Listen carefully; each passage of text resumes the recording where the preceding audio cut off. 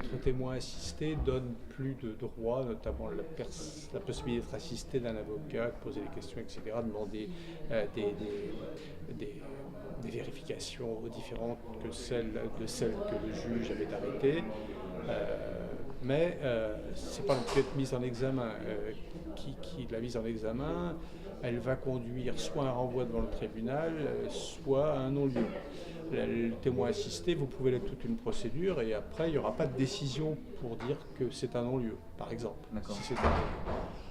Alors, moi, ce que j'entends dire, c'est que témoin assisté, ça veut dire qu'il n'y a plus rien. C'est allé un peu vite en besogne, me semble-t-il. De penser ça, c'était de faire un rapprochement.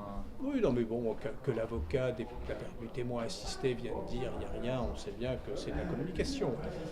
Non, si vraiment il n'y a rien, le juge n'utilise même pas le statut de témoin assisté. C'est assez simple. Bon, il faut pas en tirer des conséquences aujourd'hui. Il faut prendre du recul de toute façon.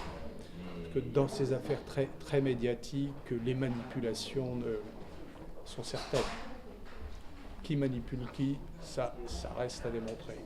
Et on nous disait tout à l'heure que l'audition même de Nicolas Sarkozy circulait déjà. Je ne suis pas là de considérer que c'est déjà une manipulation.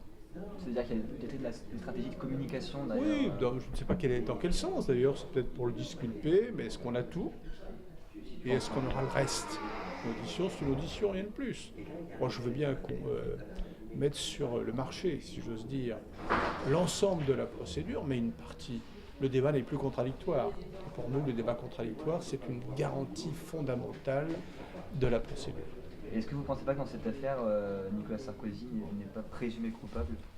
Que ça par rapport à l'opinion. Mais rassurez-vous, il y aura toujours des gens pour... Enfin, rassurez-vous, non, je ne suis pas pour rassurer, c'est une, hélas, triste réalité. Il y aura toujours des présumés coupables devant la justice et des présumés innocents. Si vous aimez celui que l'on poursuit, vous le présumerez innocent. C'est la règle d'ailleurs. Puis si vous ne l'aimez pas, vous le présumerez coupable. Voilà. Aujourd'hui, cette espèce de déballage insensé qui devient une caricature. Moi, je n'aime pas quand la justice est caricaturée.